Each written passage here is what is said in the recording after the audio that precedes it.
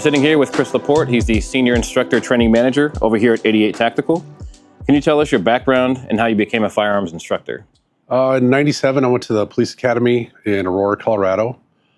From there, kind of got into more of the shooting aspect. Like in the academy was where I started going, I really like doing the shooting stuff. And I did a lot of that anyway prior. Like I was in Boy Scouts and shot since I was a little kid. So I always loved shooting. But it was really in the academy that I went, okay, this is a lot of fun. And I also had some really good academy instructors that kind of showed me, how you should instruct students. And that was really big to me to go, okay, I want to continue with this. And as I started progressing in my career, that was one of the first things I looked at was to become a firearms instructor. So about 4 or 5 years in, I went to a firearms instruction school. And from then I went throughout my whole career going to a couple different ones. So how many years did you serve on SWAT, and what was your primary role? I served 18 years on a regional SWAT team out in Northeast Colorado. I started out as just plain Jane rookie in the rear with the gear, carrying stuff, doing the rookie things. Worked my way up to entry, and then pretty much did breaching. I had a really fun, rookie moment when I was about a year in, and one of the senior guys was struggling to get in a door, broke in. And I was kind of bored with watching him do it. So I just ran through the door pretty much and just rammed through it. And of course, at that point, the team leaders are like, you're the new breacher. And I was like, well, I guess I got a new job. Yeah, so I did breaching for quite a while there. And then as I kind of got a little bit more tenured into it, I went to team leader school. I was one of the younger team leaders for a little while and then worked my way up to first team leader, which is basically the team leader in command of everybody besides the commander. And then my commander was like, well, if I'm gone, you're going to be able to have to do my job. And that's another thing we really believed in that was really pushed into me too, is that make sure the guy below you knows your job so that they can do it. And that's the way our commander was too. And he's like, you're going to command school. And I was like, wait, maybe I don't want to go to command school. But then I ended up going to command school. So I was our assistant commander for a little while too. Yeah, I mean, that's definitely going from where you started all the way up through where you've come. That's a lot more than people do in their entire lifetime. So that's pretty impressive. 2001, I tried out for the SWAT team and didn't make it. And I started policing in 97. So I'd been a cop for about 4 or 5 years. And that really kind of motivated me. When I didn't make it, I was like, oh, now I'm mad. And worked on my shooting, worked on my, eating and working out. And I think what they really wanted to develop in me, I was a pretty young guy anyway, was just some maturity. And I really think half of the time I used to ask the older team leaders, I'm like, do you guys not pass me just to see how I would react? And a couple of them were like, maybe. We started seeing that where sometimes you tell a guy no and they don't make it and they just have the wrong attitude about things and they would quit and be like, I'm never coming back to this again. And it did the opposite to me. It motivated me. So in 2002 is when I got on my second time trying out. So what was your most memorable moment or operation during your time on SWAT? I don't know if I can narrow it down to really one. We had a lot of really good ops that really turned out really well. I was pretty lucky that none of ours turned out bad to where we lost a person or somebody got severely injured. Most of our ops turned out really well. We had some that were really good learning processes that were funny. We had an old van, an old ambulance that was one of our transport things for us at first before we got a nicer, newer equipment. But we had an old van that the county sold, and it was not the greatest thing ever. And it had a tendency of backfiring when you turned it off. So we had a guy that was new that didn't know this, and we were on our way up to a door. We had another team that was in the back that was going to deploy a flashbang when we were up at the front door. So we have a diversionary device in the back, and then we'd go in through the front. Well, we're on our way up, and we hear the kaboom, and we all think the front entry team thinks it's the flashbang, and the guy's early. So we're all mad as hell. We go run up to the front door, breach and enter, and we're in there. And then we get done with the entire call, and at the brief back, we talk to the guy that was supposed to throw the flashbang, one of the other team leaders. We're like, dude, what the hell, man? And he shows us the flashbang that he hasn't thrown yet. And we're like, well, what was that? They're like, that was the ambulance backfiring. And it was so loud that we all thought it was the flashbang. That almost sounds like the Acorn incident. The Acorn that fell and hit a cop car. Oh, that they shot? Yeah, the guy shot. I remember that video, yeah. So, I mean, there was things like that. A lot of our, I guess, more memorial, ones that would really stick to my memory are probably more of the funny ones. I mean, we had a lot that ended up with, suspects killing themselves or, just not really bad outcomes for us, but more for the bad guy, that those are probably the ones that don't stick to me as much as the funny ones. Like the funny ones stick to me probably a little bit more. Probably my bad sense of humor. Being a cop for 20 plus years kind of warps your brain a little bit with some of that sense of humor, but just things like that really make me just laugh. And you probably get desensitized to it where you kind of shut some of the darker stuff out. Yeah, you can. Like we had a few where we got shot at. We had a few that we were thinking we were probably going to get shot at that were pretty tense. And there was a lot of those that just kind of, at that point, they don't stick as much. I mean, I remember them. And I remember kind of what happened. But the ones that really are more of a good memory to me are those funny ones where stuff like that happened, where nobody got hurt, but something just kind of goofy or funny happened in the midst of it. Guys that would squat down with their rifle and get snow and dirt stuck in their barrel. And we have to be like, dude, you're not going to be able to shoot that. Go back to the van. That happened a couple times. Just little things like that would stick with you.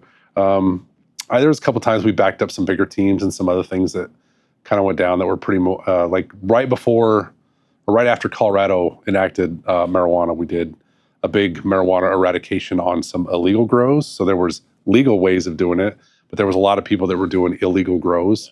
And we had a whole bunch of them throughout our county.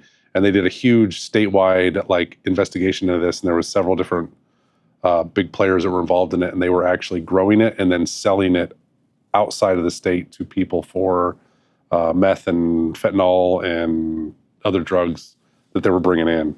And we figured that out, and through 2 or 3 days of planning, we did a big operation where we hit like 5 or 6 things in our county and then helped with another. It was nuts. Some of those were pretty big operations that we did that was pretty memorable too, that kind of stick with me. So how did you transition from tactical operations and SWAT? How does that help you transition into civil training? So I kind of have always blended it, really. To me, it's always knowing that there's people that are going to not have the job that I had that are still going to want to have similar skills with that. So as I started teaching academy level kids to SWAT guys to patrol guys when I was doing field training, I kind of went, there's a gap here that I'm missing with the citizen side of it. So I actually started teaching concealed carry classes in Colorado about early 2009, 2008, somewhere in there. I started teaching those, and that kind of helped me to see that there was a pretty big gap in the area I was at where people didn't have training. They didn't know what to do. They just kind of went and got their concealed carry. I'd have them come out and do some shooting, and it was awful sometimes. So where I'd be like, wow, okay, if you're out on the street, that worries me. That you're getting your concealed carry. And in Colorado, the thing was, I couldn't make them take any test. But back then they had a proficiency, you had to feel like they were a proficient shooter. And I was kind of like, the way the law reads, to me, to make somebody a proficient shooter, I have guys that go through a week-long academies that are not proficient shooters. So I was kind of like, that's tough. It was hard to sign off on some of that. But I've always had that thought of, you need to have, the citizen can train to a level of a SWAT guy or to a high level special forces operator if they push themselves to it. Because I got guys that come in here that have never had 1 minute of military or police experience that can outshoot a lot of people. However, when you put them into behavior stress inoculation, everything starts going to crap.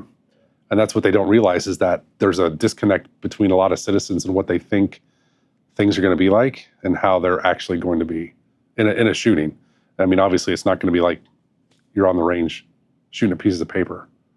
So to follow up on that question, so what advice would you give to a citizen that wants to be truly prepared and not just armed? Like someone who actually wants to go from maybe an entry-level shooter to that, operator level, for example.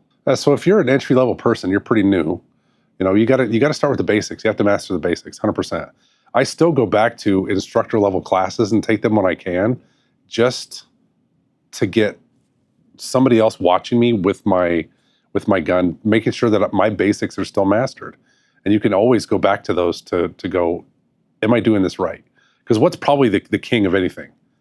Accuracy. If you're not accurate and you're not in a good stance, a good grip, you're not doing anything right. You're going to reinforce bad habits. So I would say they got to start out mastering those basics first. If you get the basics mastered, then you start moving on to, and again, that's kind of how we structure our classes anyway, is we start you at a basic level and then work your way through to intermediate to advanced. That's what I would suggest people do, but not just, to me, shooting. Like, to me, it's a tool belt, similar to what I wore as a cop. Like, you can't just rely on just the gun. You've got to have some self-defense training. You've got to have some sort of other backup system, like, do I carry a knife? Do I carry pepper spray? Do I carry some sort of baton system? Something. That's interesting. A lot of my subscribers have asked me, they're like, yes, you're teaching us the basics of firearms and grip and breath control and trigger control and things like that. But they're like, what about like non-lethal options? Like, what if I don't want to pull my gun right away? So what advice would you give someone in those type of situations? Like, say if someone, they're not necessarily pulling a gun and shooting at you yet, you don't know what's going to happen. What advice would you give to someone in that situation where you're not sure if that person is going to be a deadly threat? Do you try the non-lethal first, or do you go straight to your concealed carry? I would really go, can you avoid it anyway? Is it something you can avoid? Escape and evade is sometimes the best way. Not just for my life, but we look at legal ramifications afterwards. Like, am I involving myself in something that I could maybe not involve myself in? You know, is this something that's avoidable? And really, we go back to retreat clause in Nebraska. It's another thing to kind of think about, is that can I avoid this completely? However, like, do you have some options? And I always tell people in class, I don't expect you to have a big Batman belt full of shit like I used to carry as a cop. But I mean, can you carry a flashlight? Can you carry pepper spray in a little bottle? Can you carry a knife and learn how to use it? Can you use some self-defense? Do you know how to use your handgun really well? And before all those, this needs to be trained well enough to understand all of those things. When can I use them? When can the law says I can use them? You know, that's the stuff that people miss. They're like, well, okay, I bought this. When can I use it? And then scenario-based training is the way to get there. But you also have to kind of go back to, again, is it avoidable? Can I use this to de-escalate and get away? And again, I'm careful on telling people that you're going to go to less lethal first, or that it has to be like some sort of step system. That's what they used to, like, when I first started in law enforcement, they kind of talked about a force continuum where you have, you know, your arrival, your officer presence, and then you go into your verbal commands, and then it starts stepping up. And that you shouldn't have to take all those steps. It should be more like, I have a tactical drag bag full of stuff. What can I take out that's going to work for me well in this situation? And that's really what people should have, but you don't want to over convolute that. But again, you don't want just one thing. So there's got to be a multitude of things you practice in. When it's really important to know the laws too, like for example, if you're in Florida and you stand your ground and you pull your CCW and you shoot someone that's, maybe they have a knife and they're nearby you, maybe they haven't attacked you yet, you're validated in that instance. But like you said, you know, in Nebraska, you're supposed to run first or get away first. And even in situations where, say, someone breaks in your house and you pull out your gun to protect your family, they start running away and you shoot them in the back, you're in trouble because you didn't give them a chance. They weren't a threat in that instance. And I think that's how a lot of people go, like, does a retreat clause mean that you pull your knife on me right now that I have to take off running? And I'm like, no, what that says is that you can use deadly force to stop what? Death, serious bodily harm, kidnapping, sexual assault by force or rape. And those are the 4 things you can use deadly force for in Nebraska. And the retreat clause is if you're in public or you're at work and it's somebody that has a right to be there, that there's that retreat that I have to retreat if I can in complete safety. Incomplete safety is the big key there, because that could be a very, gray area, but that could be different for maybe a 90-year-old lady versus 21-year-old. Or if you have your family with you, you have kids with you. Yeah. There's a lot of things that can change with that. And then the same thing, like within your home, you have to articulate that there's something happening there, you know, disposition of your home, arson, robbery, burglary, felony, property theft, felony property destruction. But there also has to be either death, like threatened in front of you, or somebody pulls a gun in front of you. There's that opportunity. Or if you're responding with other than deadly force to solve that problem, that it could cause either you or one of your family members to be at risk of serious bodily harm. That's pretty easy to articulate to me. It's different, but you're right. Every state a little bit different. Like Colorado has the castle law.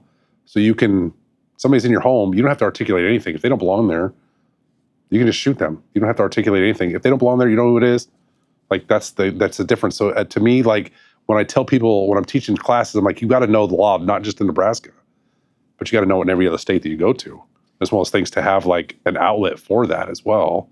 And just to be clear, this is not legal advice. Yes, and I don't try to give too much legal advice, but I do like to give what the law says to people, because can that be interpreted depending on what happens in their situation a little bit differently? Yes.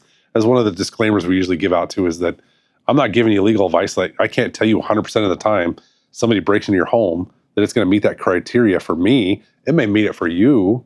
And eventually, where are you going to have to prove that in the court of law to your 12 reasonable jurors? And this is why we always tell people, like, no matter what you do with your training, having a backup system for legalities afterwards is really important, like making sure that you have a competent attorney, they're able to afford all those things, and that you understand that, you know, the law's not going to look at it with 2020 hindsight. That's not the way they're going to go. This is what happened. This is the evidence we have. You know, it can go any way in court. That's why it's always important, like, that people understand that no matter what you use, like, your knowledge, this is probably the biggest weapon that you need to really work on, is my knowledge of the law, my ability to de-escalate, my ability to see things and react to them quickly. And again, that's training. All of that's training. And just mindset stuff is a huge amount of training. How has your experience in law enforcement shaped the way you train civilians? Kind of what I saw, again, was a lack of knowledge of most people on a lot of things. There were several that I used to train that could shoot really well, but they didn't know the law that well. And then I had some that were opposite, that they understand the law, but they were really, like, lacking in their shooting skill. It was very rare I had somebody that came with both and that understood, like, that needs to be something you train in consistently. I think across the board, like, really, if you look at, like, USCCA guys will talk about their statistics that they give out, is that 90% of people that take a concealed carry class, that's the only class they ever take. And they never take any shooting class after that. It's the only thing they take. And I'm like, maybe across the board, across the nation, it's like that. But we usually pull about 30 to 40 to close to 50% of people out of our CHP classes into another class eventually. So at least we're beating that stat here. Which you have that benefit, because here you guys do a wide variety of training, from pistols, rifles, TAC med and that kind of thing. So not a lot of places have that comprehensive of a group of training available. So that's a huge benefit you guys definitely have for the people that train with you. Yeah, and I really think, like, my law enforcement experience showed me that if you're not training consistently in something, that you're not going to be good at it the moment you need it. That a lot of people have that tendency of thinking that they're going to rise to the occasion. They're going to rip open the Superman shirt when bad things happen. And that's not how it works. You're going to fall to your lowest level of training. And if that was 2 years ago at your CHP class that you took somewhere, well, good luck, because your survivability is going to be pretty low. If you haven't trained in something, it's something you have to continually do. And to me, I think it's kind of up to the person. People are different with skills. There's things that I can not train in a while, and I'm okay at jumping back into it, and I can pick it up fairly quickly. But there's other stuff, like, I used to shoot left-handed a lot, like offhanded. I'm right-handed normally, and I used to shoot left-handed a lot when I was in law enforcement. And I used to think that was a skill that I might have to do, so that was why I pushed myself in it pretty hard. Well, then after coming here, I didn't shoot left-handed as much. So that skill, I noticed, dropped very quickly. Like, the first time I started doing, like, some one-handed off shooting, I was like, what is going on here? Why is my hand so stupid right now? It just was not. I'm like, okay, well, there you go. What have I not done? I haven't practiced it as much as I used to. So I think it's different per person is what I've really learned. And that some people are going to pick up things a little bit differently. But it's about consistency and training, like making sure that weekly you're doing something. So building on that, what are the most common misconceptions that most civilians have about tactical training? Again, I think that's probably the biggest one, is that they're going to do it once, they're going to know it, and then in the moment they're going to be able to go back to that file that they took 2-3 years ago, and that it's going to work. Do you find that it's more difficult and more of them drop off and leave based on the training than what you would expect? Yeah, and I think a lot of people will get to the point where they get several classes in, and then they're like, that's good enough. Instead of getting a little bit deeper into the advanced stuff and doing more of that. Like, they'll do a couple basic classes, maybe an intermediate here and there, and then they'll kind of fall off just a little bit, and they're like, this was good enough. And I think that's probably one of the faults that a lot of people will see, is that they're like, well, I've got a few of these, and I feel like that's good enough. Instead of trying to push to that next level and see, like, how can I get myself better by continual training? I'm just going to take the little bit that I learned, and then I'll try to stack upon it. I think that's one of the other things you'll see is that I won't see people come into classes for a long time, and I'll see them come into the range and I'll see them just shooting by themselves doing some drills. I'm like, okay, not too bad. Their accuracy is pretty good. But then I see, like, I'll be like, what are you practicing? Well, I'm practicing this in reloads. And then I'll ask him, when was the last time you practiced a malfunction? Oh, I haven't done that in a long time. Or they say, what's a malfunction? Yeah. And it kind of goes back to the cherry picking. Back when I ran a gym, I used to see a lot of cherry pickers. What I mean by that, like, they're going to pick the thing that they like. They're not going to pick the thing they don't like. And that's, I think, what a lot of people do is they'll come in and they'll go, oh, I don't want to do malfunctions. I don't like those. And then, Murphy will have a say during their shooting, and they'll probably have a malfunction. And you know how that'll work out. All right, so we're going to do a bit of a little rapid fire. So what is the first thing you teach someone who has never touched a gun ever? Safety. All right, what's your opinion on red dots versus iron sights for beginners? That's a very back and forth question. I think it depends on the person. Like, to me, I've had instructors tell me both ways. Like, you should learn irons first and then learn a dot. And I've had other instructors go, the dot makes you better. And I'm like, you should know both. To me, you should know both. Because if your dot goes down, you have backup iron sights, but there's other things you can use on your gun. Cracking the slide, you're lining it up, you can point shoot it pretty much 7 yards in. So I really think, like, it depends on the shooter. I have found, especially with me, when I left law enforcement, I was still not on a dot. Dots were just starting to come around a little bit more when I left. And I was kind of one of those guys when I was like, I picked one up and tried it. And you know the worst part about a dot, where is it, right? Where is it? So it was the struggle for me. And then after I was here for a while, I was like, all right, I'm going to try it. And as I've gotten older, my eyes have gotten worse. And I can tell you, with my eyesight and my stigmatism that I have, a dot made things 100% better. And I really believe with some training, a dot is a definite advantage over sights, just iron sights. But you have to know, to me, you should know both. But I think, again, it depends on the person. I've started out with some older folks about the same age as me that were having some eye problems. And they were having a real struggle getting this figured out with a target. And as soon as I put a dot in front of them, they're like, this is so much easier. So again, I think it's the person that you kind of have to curtail it to it. But again, beginner wise, like, if they don't understand that concept, to me, that kind of takes away a little bit. Like, I think them learning a little bit of it is important. But once they've got most of that figured out, like, I think most people starting out on a dot, it's going to be so much easier. I think another thing too that I've noticed, I've taken my kids out, and when they shoot the irons, you're lining the irons up so you're accounting for elevation. But when you have the dot, you're not. So you have to, in your mind, you have to know if I'm shooting beyond a certain, the 0 or whatever I'm at off in the distance, like say 50, 60 yards, you may have to aim higher or lower with that dot. And a lot of people don't realize that. And that's one of the things we go over in our intro to dot class is something we talk pretty in depth about, parallax. If you see that dot anywhere in there, wherever it's at, it's going to hit. You don't have to worry about this. The other thing is you look at a dot, it's also kind of contributes to, like, our behavior-based thoughts of what are you going to be? You're going to be target focused in most of your assault. You're not going to be wanting to line up sights. So if something bad happens to you, it's much easier to stay target focused, and you see that dot and you just know, hey, it's where it's supposed to be. So I think it's like, tactically it's better. And I think, like, learning curve is similar, but it can be easier. Again, it depends on the person, to me, of what I've seen. Like, some people can figure this out pretty fast, and it's, what it is. You've shot a dot before. When you first started shooting it, this is what every dot shooter has to figure out. But once you figure that out and you have some steps and some training to it, it's so much easier. So I can't consistently say, like, 100% of the time beginners should start out with a dot. I kind of look at how they kind of start with a gun and then kind of go through there. And the other things I really look at is a lot on people is, when's the last time you've been to the optometrist? Because I see a lot of people with problems of either left eye dominance or double dominance. I'll see them switch back and forth eyes here and there. Or they're just like, I can't figure out, like, which, like, dot I would want to go with in the first place. And, there's so many options out there. I went with the green. I like the green because I pick it up faster. But I've shot the red ones before, and they work fine too. So I think it depends on the person. I don't know if you can nail it down, though, to 100% of the time a beginner should start with that. I really think they should learn both, but again, I think it comes down to the shooter. So for beginners, what kind of drills do you think every concealed carrier would practice daily?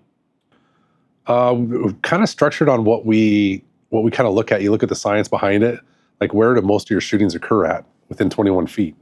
Like, are there shootings outside of that? Yeah, but I would, for the most part, they consistently have to work on shooting quickly from the holster at a target, getting multiple targets on shot in an upper thoracic area, and making sure they're accurate shots, but also switching back and forth between sight of fire and non-sight of fire, just point shooting. Like, those are things that everybody should work on. Basics, I would say, if you're looking at a basic person, they got to get, again, they got to master the basics. They got to make sure their draw smooth. They're working through that program. They should already know, their grip stance, everything else. Like, the basics got to be there. But then you're talking about drills, like, as they're starting to progress, you've got to be able to go between, to me, sights and non-sight of fire. And then you got to understand the basics of why. And with those distances, they should shoot outside those distances too. But really, like, the vast majority of it should be where are these things probably going to happen at. Pretty close quarter stuff. So how do you train students? You spoke earlier about the mental aspect of basically just being prepared to use a firearm and then train with it. So based on that, how do you train students in your classes to stay calm and think clearly under stress? So again, putting them under stress. Like, you can't just, again, go to the range. And I mean, you should, don't get me wrong. You should go to the range and have fun, shoot at targets and relax. But you also should push yourself to where you're having stress inoculation. If you don't have stress inoculation, you're training, you're doing yourself a disservice, because that's what it's actually going to be like under high level stress, blood pressure up, heart rate up. You're going to be, breathing hard, and you're also going to be going, to a different part of your brain. And again, more things we teach in a lot of our classes is kind of learning, like, where does things start getting worse? Higher level of intensity, higher level of stress. That's when things start getting worse. So only way to simulate that is adding some stress and training, whether it's through some exercise, getting the heart rate up a little bit, or, scenario-based stuff where we put you in airsoft stuff or sim stuff. The shot timer, just the beep of that sometimes sends everybody off their rocker. Now that works too. So having some stress in the training. One of the other things that I used to kind of shy away from and not do unless it was like a police thing where we were doing it as a group together was competition. And I started doing a little more competition stuff here. And I've kind of enjoyed it. There is a difference to me in my competition brain with shooting and my tactical brain of shooting, because you don't want to intermix some of those things. For instance, in the tactical world, there's no such thing as a 180 rule. In the tactical world, I would never want to get done shooting, unload my gun, show clear, hammer down, and holster. That doesn't make any sense. There's some things in the competition stuff that you don't want to do in the tactical world. However, there are some good stuff with it too. Accuracy, speed, learning how to reload quickly, movement shooting, barricade shooting. Like, there's some things in there that are really good. And the other thing that's really good is, I don't know anybody that can go into a competition and not have a high rate of, your heart rate goes up. Like, your friends are watching, you don't want to be the last one on the list. You're like, oh, this sucks if I'm bad today. And if you throw it, like, we have the weekly competition here, and if you do bad and somebody's watching you, you're going to get grilled all week. So I think that competition does have its place to kind of help with that stress inoculation. So I think that's good too. And then any other scenario-based stuff that you can do, like we have the video simulator here, like that puts you like with real people and a laser gun, and you have to kind of work through problems. That's not just using this all the time, because you're going to have some times where, this is going to be the tool in that. Or maybe you could go to something backup, like maybe I'm going to use my fists, or maybe I would go to my pepper spray. So it's putting people through those so they can actually get to it and see it, and then understand, like, okay, what did I do wrong? And that really, to me, is the big piece of that, is back briefing to people and going, this is what you could have done a little bit better. I think that's where you kind of learn, is when you're in those stress levels and you're like, I have no idea what I just did right there. And you have an instructor watching you going, well, I know what you did, or we record it so they can see it. And they're like, oh, okay. And then have them replay it again. That way you're getting multiple runs at, figuring out what's not working. Not just with this, but then maybe what's not working with this. You see a lot of people with the malfunctions and other problems. As soon as the stress hits, all of a sudden they're not holding the gun right and they're limp wristing, or they're touching their slide up against a barrier. So adding the stress is what's going to push people to where the normal levels are going to be, on the range, not where you're going to be at in a shooting. It's going to be complete opposite. So stress inoculation, big key to your training.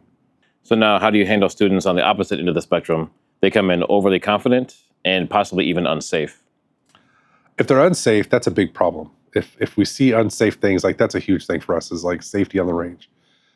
We stress safe like constantly. Like we do a prayer prior to shooting. You're getting a safety brief. Every class we talk about the safety rules.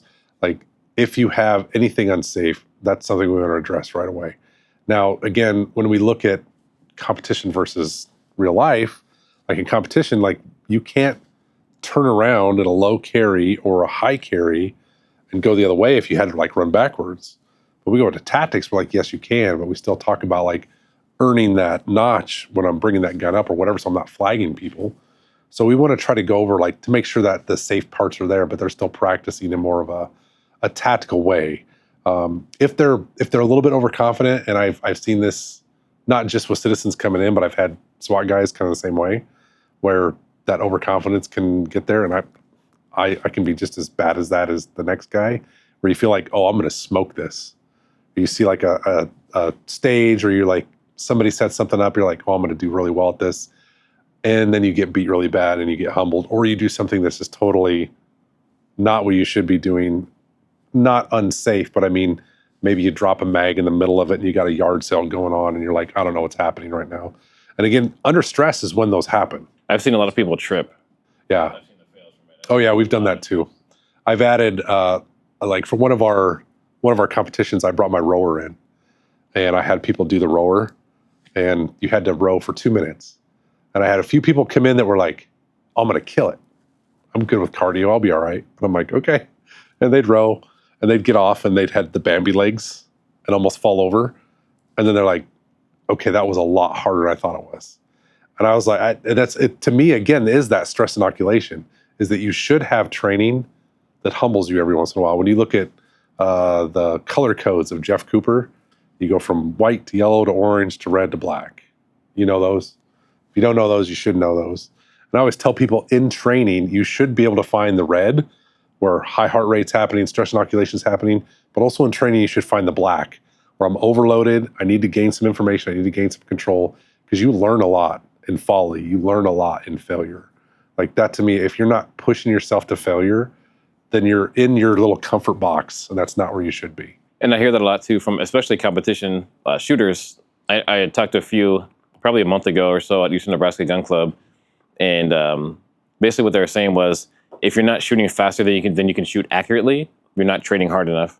So I found that really interesting, because I shoot up to the speed I feel comfortable, but I rarely just like go all out and just like let the trigger fly just to see how fast I can catch up and try and, like regain my grip and get that shot where it's supposed to be. So it's really interesting. And I usually don't tell that to brand new people.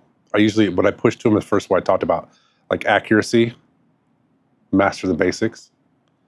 Then after they're through that and they're kind of getting to that intermediate to advanced level is where I start going, okay, now I want you to push yourself to the point where you miss that headshot. You miss a round over here. If there's a tight little group like this, great, but what are you doing? You're causing damage to just this. Like if you're shooting fast enough and it's spreading around a little bit, that's really what you should be at.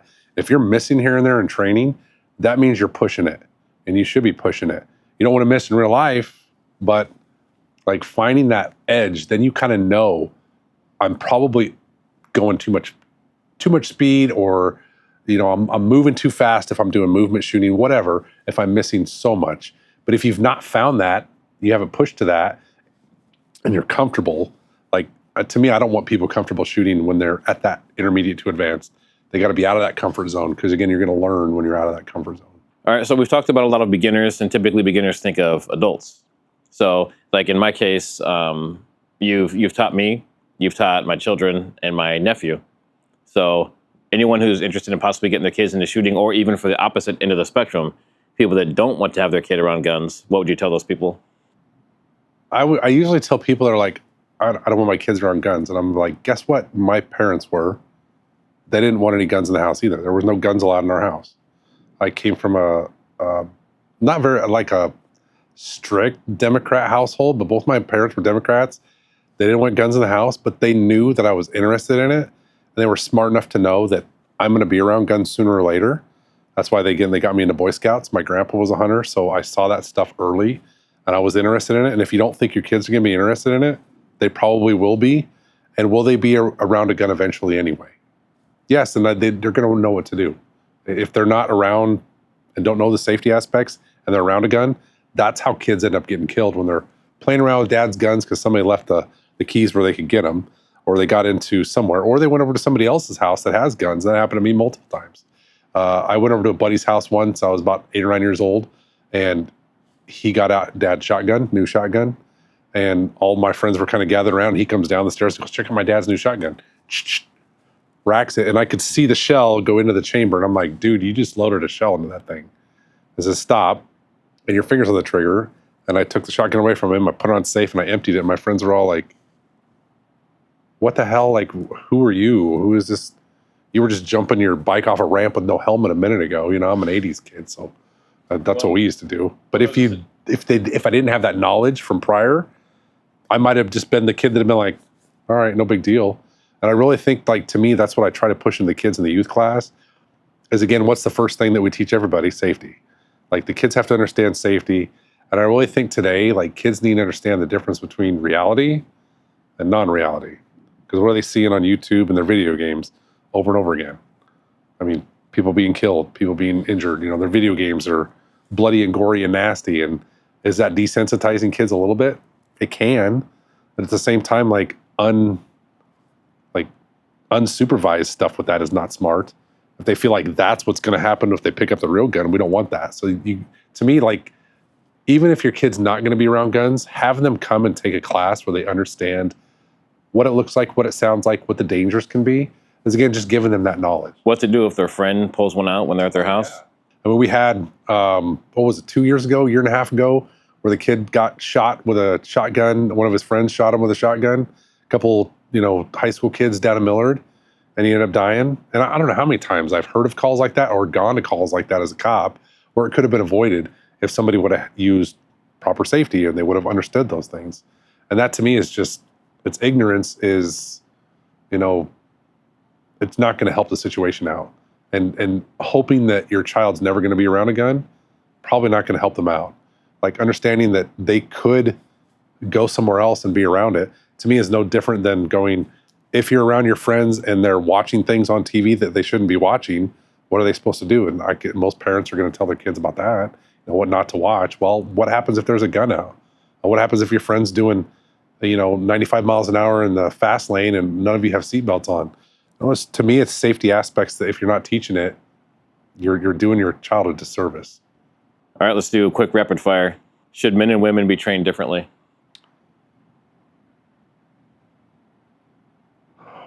That one's a tough one. I really think a lot of them are going to be similar, that they should be trained similar, but there is some things that it's going to be a little bit different for guys and a little bit different for girls. And I think they need to understand, especially on the female end of it, that we teach this in our primal defense class, that do females have a higher risk of being a victim of a crime? Absolutely. And that there's might be some different tools and some things that might work better. To me, it's no different than like age or your abilities of somebody else. Some things, yes, training differently in wouldn't be a bad idea. But again, it depends on their skill level and what they're about. Like, am I going to train a 80-year-old lady different than a 21-year-old male and vice versa? Yes, but I think you have to kind of curtail that training to them. But I really think the knowledge, again, is the big piece there, is understanding that they may be a victim before somebody else, because that's just stats, that's statistics, and they should know that. But really, like, the basics of the training, no different. Is their grip going to be a little bit different? Everybody's grip's going to be a little bit different. To me, is that I want my instructors to be able to curtail it to the student, no matter what their age, sex, their experience level is. It shouldn't matter. It should be like, master these basics, figure out how they can hold it, how they're going to do it well. But like, tactics-wise, really, I think it depends on the person's ability. It doesn't even really matter. Like, can you run away from a situation? Well, you can, unless you're an 80-year-old guy that can't run that fast. Which is another question. So to build on that, do you encourage people who have disabilities to learn firearms up to the level they can handle? Yes, absolutely. Everybody should have access to it. We had a guy that was legally blind in one eye and that could somewhat see out of the other eye that came in and did some training with us. I've had multiple people in wheelchairs and that were, some sort of disability that kept them in a wheelchair that came in and do training. We've kind of worked on how do they get a holster either attached to their chair, Or could we get something that adjusts on their leg that they can, draw from here? So yeah, everybody should have access to being able to protect themselves, no matter what, what any kind of disability that they have. You should be able to try to work through it. Now, if you're completely blind, that's tough. That'd be something where I'd go, well, do you want to shoot at something that you can't identify? Echolocation. Yeah, maybe. Maybe they'll come up with something like that. And I think you have to kind of, again, look at it is there a way to kind of work around the disability to their advantage? Like somebody that's deaf, well, can you, set up something on your phone that, can ask questions out loud to somebody? There's lots of different things to kind of look at with that. Yeah, there's one gentleman who said he used to shoot pistols his whole life, got to the point where tremors from whatever ailment he has makes it so he couldn't aim anymore, and he didn't trust himself to use a pistol anymore. But he was able to get a pistol caliber carbine, pull it up to his shoulder, and he had enough stability to still be able to shoot that way. So there's always something you can maybe adjust to get through that. I had a guy with Parkinson's kind of the same way. Like he was really losing the ability to make longer distance shots with his gun with the shake he had.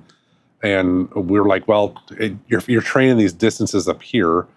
And the other thing we started him on was a red dot. And as soon as he got the red dot, he found that it was a lot easier for him to kind of, oh, there it is, I could see it. And he could kind of send it then. All right, so what's the one firearm you think is completely overrated?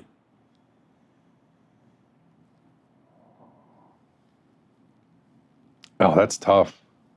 I think highly, highly modified guns can be. Not all of them, but some of them can be. Like, I don't want to throw any names under the bus too much, but there are several really highly modified, like competition style guns that I've shot that I went, all right, this might work pretty well for competition, but some of them were very ammo picky. And there's just some that I'm like, I don't know if I would use that. To me, I want something that's combat proven, that's going to work reliably under all conditions. And that's something that either like military police guys that are, beating the crap out of them that are going to work. Like if it's not going to work in all conditions, I don't want it. For self-defense, and we kind of recommend this too as a striker fired. However, like there are some really nice 1911s out there, some nice 2011s out there. There's all kinds of really good guns out there that are like the CZs and some of the other ones. And they're super accurate, like for competition stuff. But I always go, can I beat the crap out of this thing and roll it around in the mud and the muck and the snow? Is it still going to work? And that's really what I kind of look for in a self-defense gun.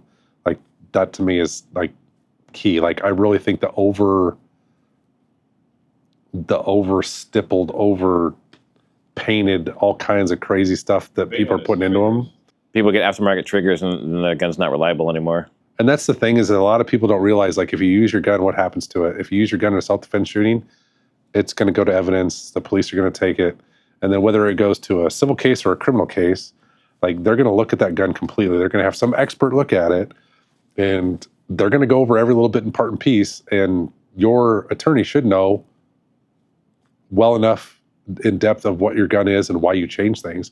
Like, you got a half hair-pound trigger on your gun, that's probably not going to look great in court, especially if you had negligent or you were goofy with it. I don't know. It's, to me, I liked having the standard of this is what, the basic law enforcement guy would be issued. And I'm not changing anything from that, because that to me gives me that legal stance there as well, that I'm not shooting something that's so highly modified. I don't have to explain every little bit and piece and part of my gun as to why I modified it and what it does. And if you don't understand why you modified it, you shouldn't modify it in the first place. Hollow point or full metal jacket for self-defense? 100% hollow point. You should be running a bonded hollow point round. Reasons behind that is that what's your full metal jacket going to do? It's built to feed easier into the gun, but it's going to penetrate more. It doesn't open up. It doesn't expand. It's going to go through more walls.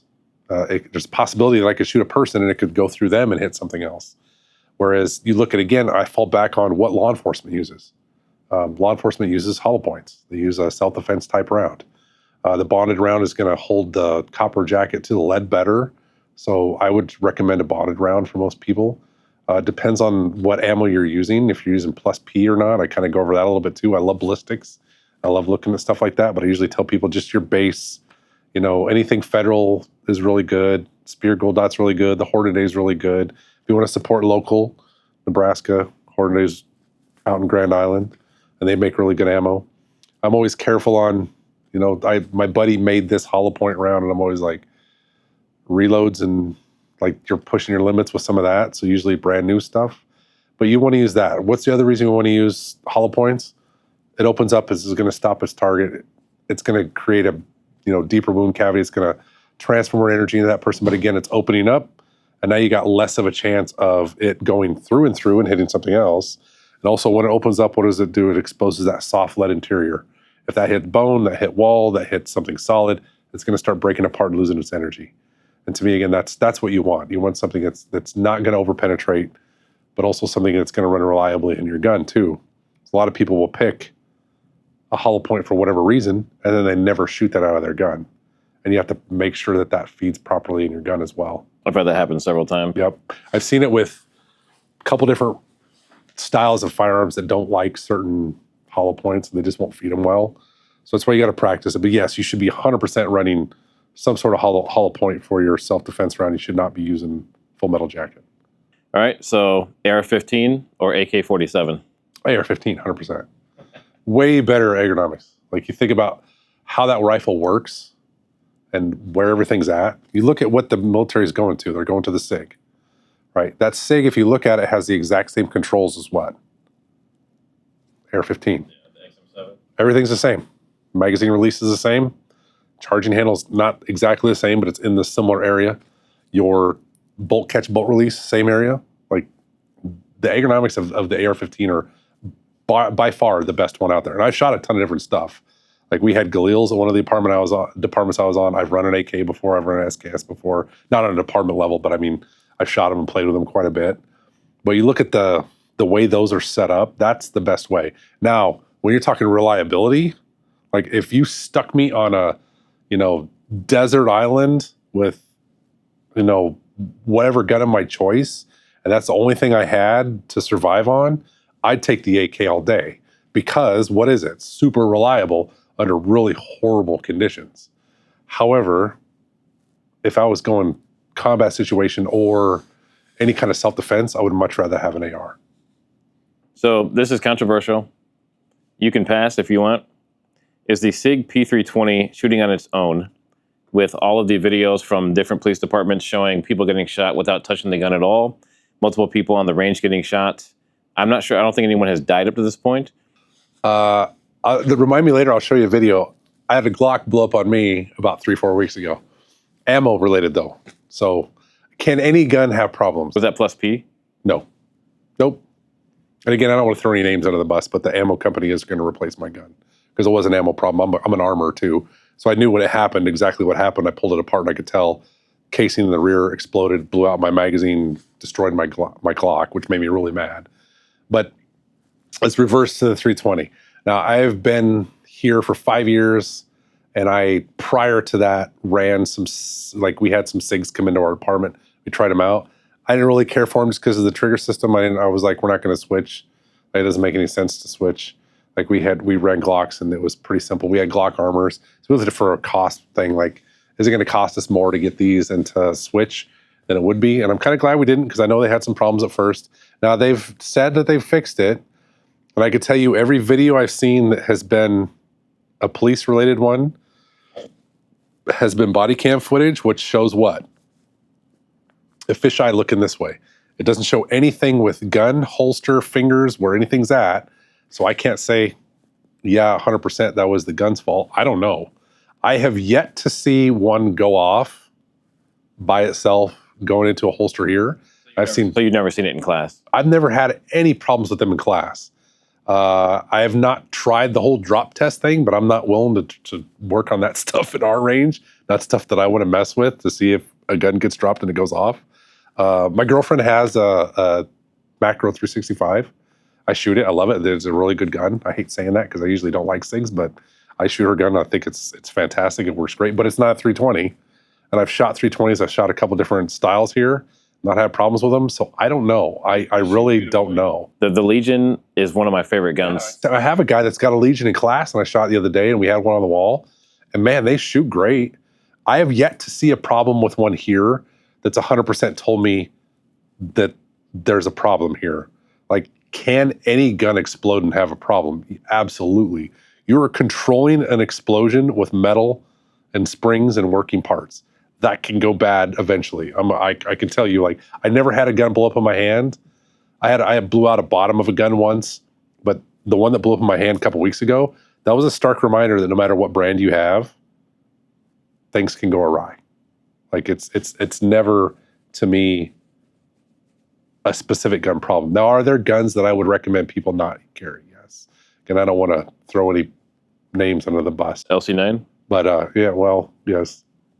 I would say if you're carrying anything but an SR9, what is it, the SR series of those are pretty good. Other than that, I wouldn't carry any of those small ones. I don't really like the small guns anyway. I always recommend to people, carry the biggest one you can conceal. Like, bigger guns, easier to shoot, whole lot easier to shoot. I would much rather carry a full-size gun than something small. Smallest thing I can shoot is my girlfriend's 365. I don't like shooting anything smaller than that. And still, that thing is tiny. Well, you have big hands. Like my brother. Got big paws. Yeah, my brother tries to shoot my 365 XL, and he can't hit something 7 yards away. He struggles pretty bad. Well, that macro fits my hand really perfect. That size, that handle fits nice. I like the way that fits in my hand. So what's the craziest or most dangerous thing you've seen someone do on the range? Now, I'm going to preface this by saying that a lot of people don't know this, but I'm going to share with them. A lot of people do go to ranges and self-delete. So that is something that we know can happen. I don't know if it's happened in his classes, but this does happen at gun ranges. But in your personal experience, like, what's the craziest or most dangerous thing you've ever seen? Besides that, it usually has something to do with hot brass. I've seen that cause some pretty serious problems. We got a video of a guy that was shooting in one of our ranges, and his brass went off the barrier next to him, and it landed on his neck right here. And with his gun finger on trigger, he was trying to get this piece of brass out like this. That was pretty dangerous.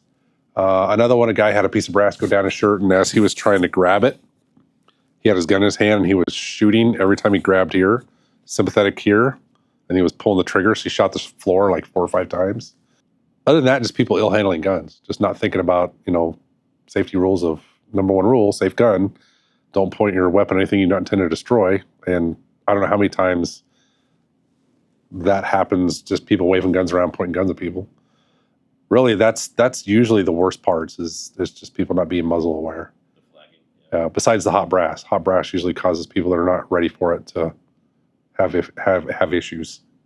So what would be your biggest pet peeve when watching Hollywood gunfights, like John Wick and those type of things? Oh, like I said, the reality of it, usually it's just that it's very unreal. Like, you look at the John Wick fight scenes, they look really cool.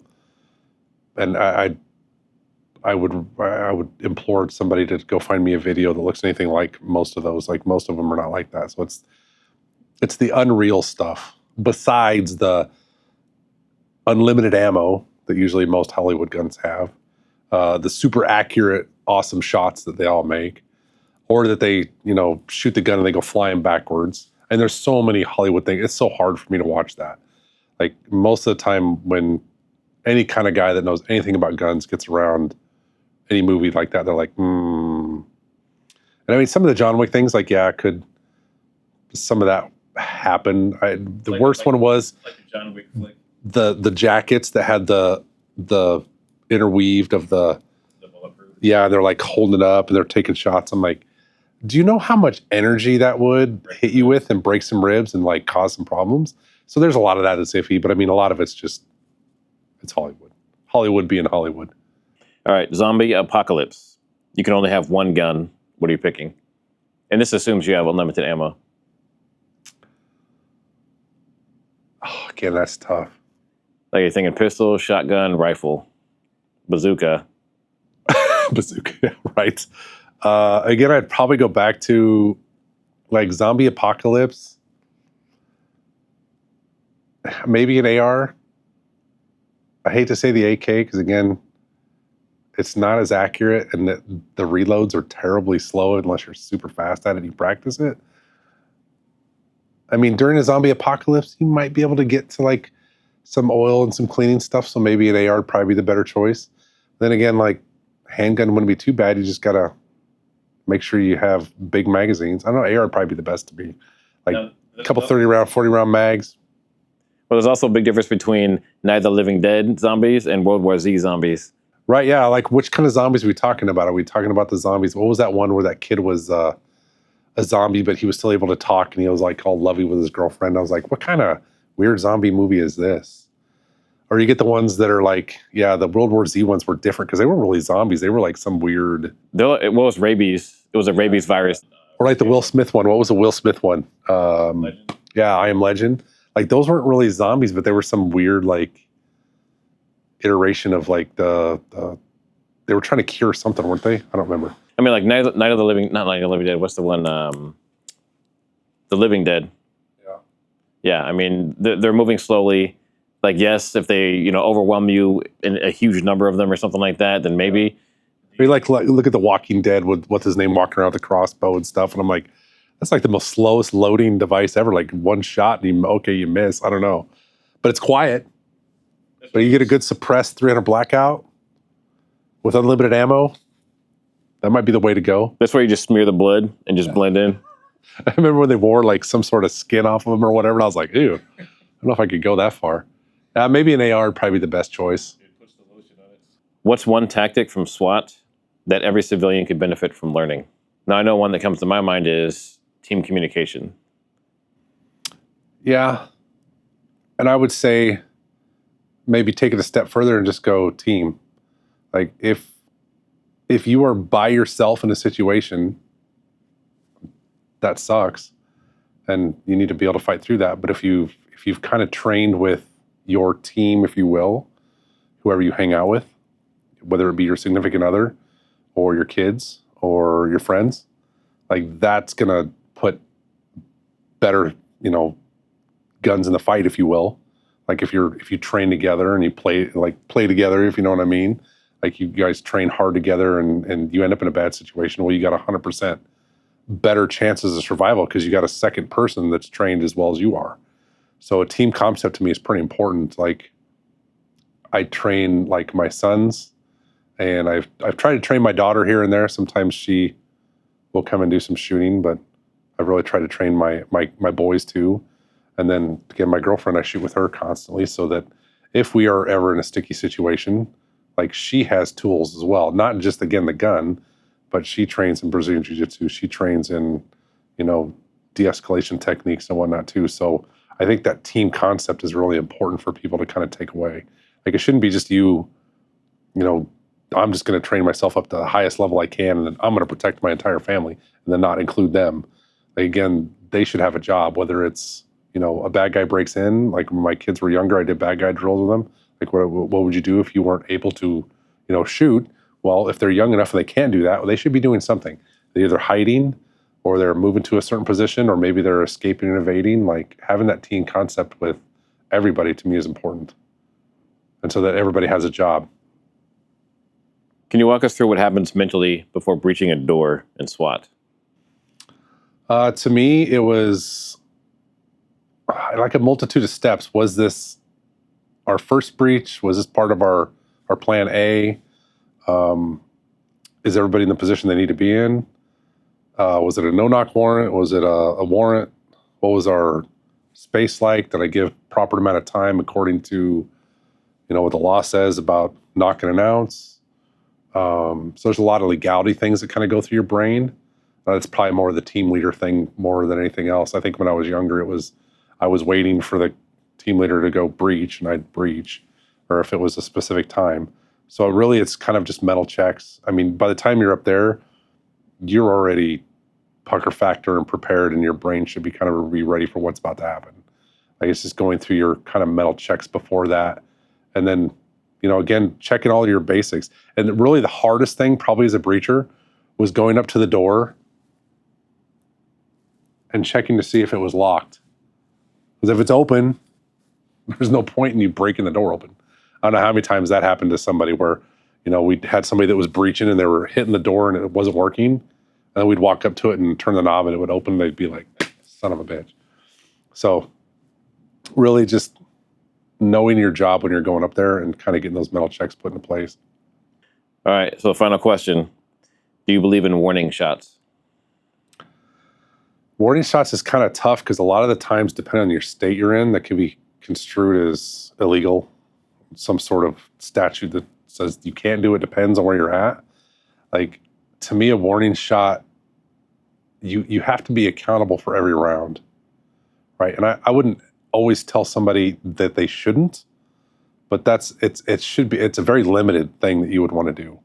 Like, if you're just popping off 2 rounds outside of your window, like one of our former presidents said you should do with a 12 gauge, you don't need an AR-15, you just need a double barrel 12 gauge, you blast 2 rounds off. Like, that to me, you're violating how many safety rules? You're sending rounds into the air. They got to come down sooner or later. It's not a Taliban quinceanera. You can't do stuff like that. That's, again, could that land on somebody or hurt somebody? Yes. So if you're doing a warning shot, to me, like if you had it had to be a very specific circumstance where you felt like maybe that would get somebody's attention. I really feel like if you're at that point, you're already at the cusp of either immediate or imminent serious bodily harm, death, kidnapping, rape is going to happen to you. You're probably at the early level to make that shot. Like, to me, a warning shot to me is probably not going to be the best thing to do, but again, 100% of the time, maybe not. There could be somebody could probably come up with an example that'd be like, okay, that might work in that situation. Someone walks onto your property, but they're maybe not an immediate threat. And even then, like, if you look at somebody on your property, you can't use deadly force to stop a trespass, and you can't use threat of deadly force to stop a trespassing. Like, going outside with the intention of somebody walking on your property and you use your gun to remove that person, you're already in the wrong mindset, in my opinion. Like, to me, that's something you should just call the police, let them handle it. Like, if somebody's trespassing on your property, they're not making immediate entry, you can make some loud verbal commands from inside your house. That, to me, is my warning. Stop, I'm armed, I've called the police, things like that. Simple things to say that, again, that's more of a warning to me. Like, again, if you're sending that round out, you're responsible for that ammo wherever it goes. So if that hits something it shouldn't, that's on you. Even if you shot into the ground, okay, but could the police show up later and be like, well, we have video of you from, the neighbor's doorbell cam where you came out and boom, shot a round off. Well, you can't see angles from a doorbell cam. They could go, well, that could have ended up in somebody's house, so we're going to charge you with, firing into a inhabited dwelling or something like that. To me, again, warning shots, it had to be a very specific circumstance. And you look at no different than, again, I go back to what is law enforcement allowed to do? Like, is law enforcement allowed to use a warning shot? Like, most of the time, no. To me, more of the verbal commands and having, that thought is probably better. Again, but not 100% of the time. I'm sure somebody could come up to me with something and go, oh, will this work in this situation? Maybe. I think a warning shot could also escalate, possibly. Yeah. So, final thoughts. Did you have any final thoughts to tell anyone about civilians training and the importance of training? So if you're not training in some sort of self-defense discipline, at least several times a month, you're doing yourself a disservice. And you can do things at home, dry fire at home. You can practice with your loved one at home that doesn't cost anything. Like, there's things that you can do to kind of continue your practice without it being super expensive. But you still need to put rounds down range. You still should have an instructor's eyes on you at some point, again, to try to make sure that you're doing things the right way and you're not reinforcing bad habits. Like, that is probably one of the biggest faults that I also see is people reinforcing bad habits. And you're just making training scars. It's not what you want to do. Again, that's why I still have instructors look at me and I tell them, I know this is a basic class, and that's why I don't like giving my background before I go to some of those things, because I want them to look at me with a clear lens and go, if I have any problems, I want you to fix them. Like, so not getting lackadaisical with your training. Like, make sure you take it seriously. Like, think about, to me, is to what level do you want to be trained at? Do you want to have the highest level of training? Is that what your life is worth? Is that what your family's life is worth? That to me is the biggest question for anybody that's wanting to get into any kind of self-defense. What's your drive behind this? To be the best you can, to maybe save your life or save somebody else's life. Well, that's not something you do in one weekend and you're done, right? It's a continuation of it.